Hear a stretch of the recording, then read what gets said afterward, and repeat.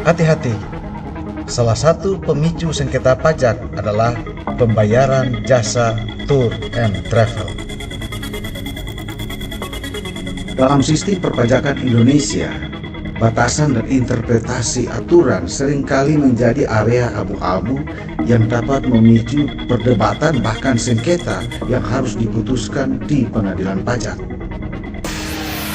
Pernahkah Anda bertanya-tanya, apakah setiap pembayaran jasa tour and travel yang Anda lakukan, baik sebagai perusahaan ataupun sebagai perorangan, harus dipotong PPh pasal 23? Pertanyaan ini mungkin terlihat pertanyaan yang teknis, namun dampaknya bisa signifikan terhadap kepatuhan pajak ataupun efisiensi bisnis Anda. Dalam konteks inilah putusan pengadilan pajak menjadi sangat krusial. Putusan ini bukan hanya sekedar vonis hukum, melainkan sebuah penafsiran atas undang-undang perpajakan yang seringkali multi-interpretasi, terutama terkait dengan jenis-jenis pajak yang wajib dikenakan PPh pasal 23. Saat ini kita akan bedah tuntas sebuah putusan pengadilan pajak yang membahas secara spesifik sengketa mengenai kewajiban pemotongan PPh pasal 23 atas pembayaran jasa tour and travel. Kita akan melihat bagaimana argumen-argumen dari kedua belah pihak, dalam hal ini wajib pajak maupun Direktorat Jenderal Pajak. Selain itu, kita juga akan mempelajari apa pertimbangan-pertimbangan majelis hakim serta bagaimana implikasi putusan ini terhadap pemahaman kita tentang objek PPh pasal 23 dalam transaksi jasa tour and travel. Baiklah, sebelum kita lanjut, jangan lupa like, comment, subscribe, and share. Tonton terus video ini sampai selesai.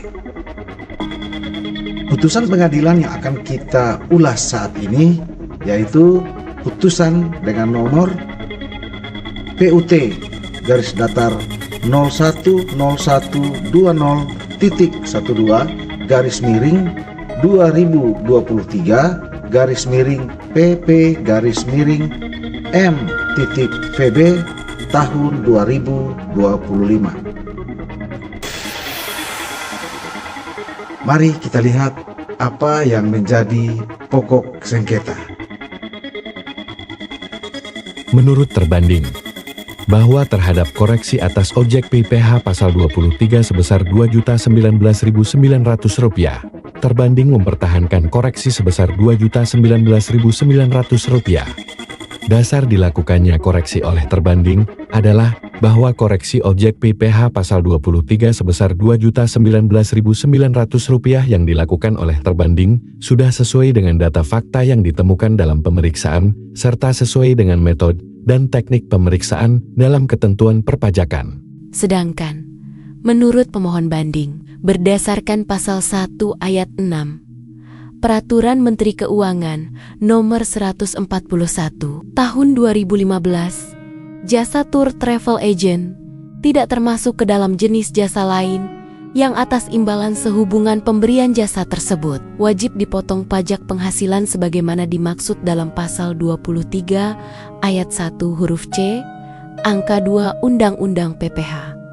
Sehingga seharusnya tidak ada pemotongan PPh pasal 23 atas transaksi dengan tour travel agent tersebut.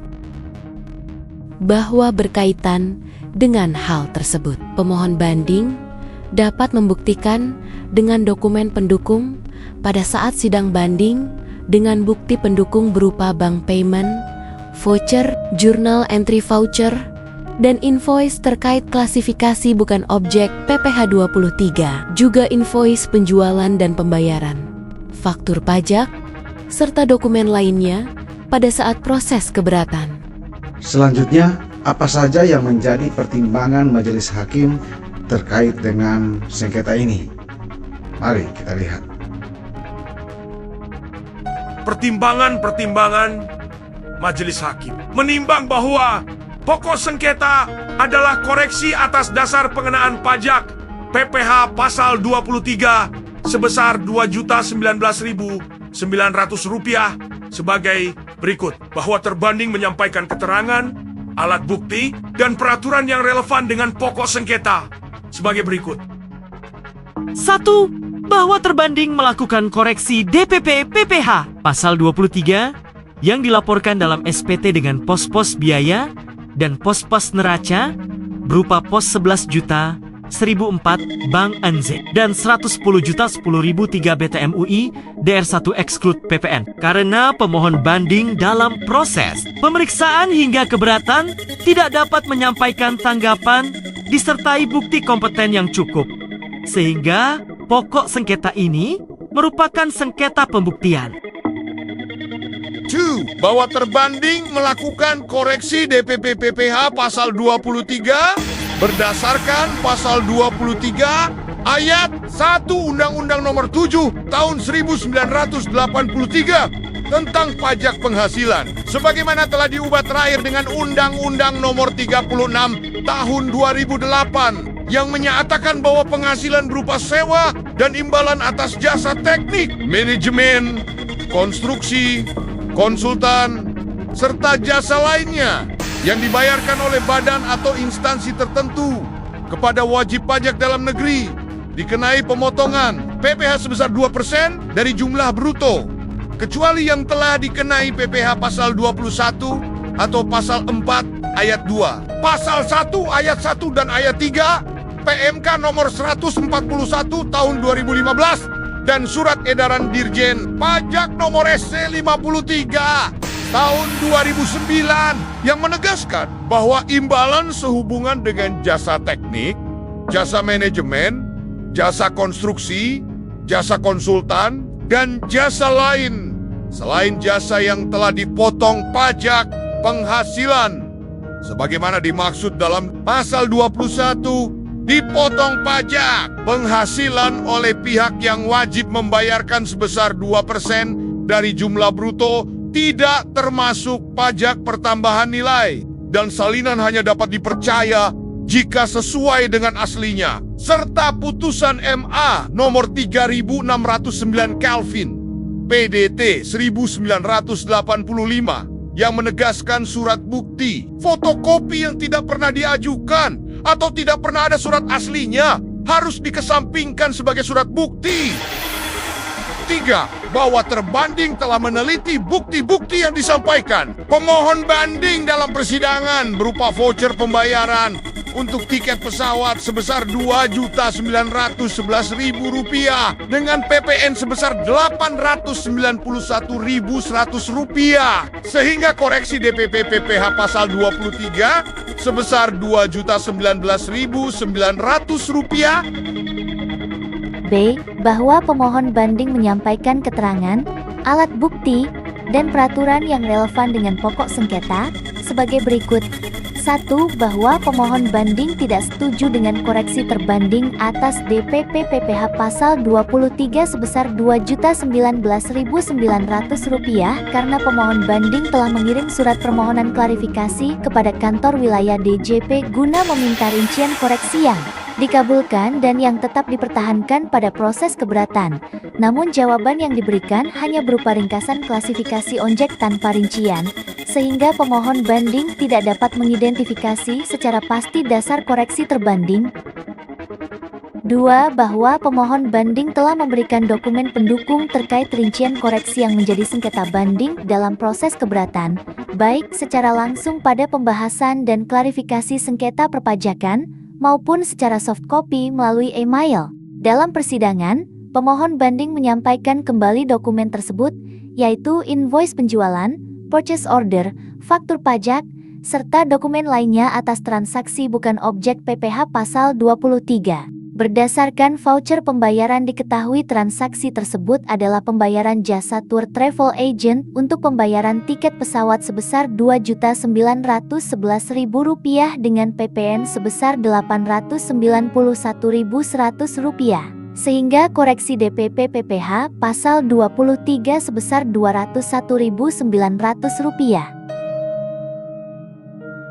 3. Bahwa pemohon banding berpendapat bahwa jasa tour travel agent bukan merupakan objek PPh pasal 23 ayat 1 huruf C angka 2 Undang-Undang PPh sebagaimana dimaksud pasal 1 ayat 6 Peraturan Menteri Keuangan Nomor 141 Tahun 2015. Seharusnya tidak ada pemotongan PPh pasal 23 atas transaksi tersebut. Nah, sebelum kita sampai pada apa yang menjadi putusan majelis hakim, silakan Anda pause, hentikan sejenak video ini dan menulis pendapat Anda di kolom komentar. Apakah majelis hakim akan mengabulkan seluruhnya permohonan pemohon banding, ataukah mengabulkan sebagian, atau juga menolak permohonan pemohon banding ini? Terima kasih bagi yang sudah menulis pendapatnya di kolom komentar maupun yang menulis pendapatnya di dalam hati. Mari kita lanjutkan. Dan yang menjadi putusan majelis hakim adalah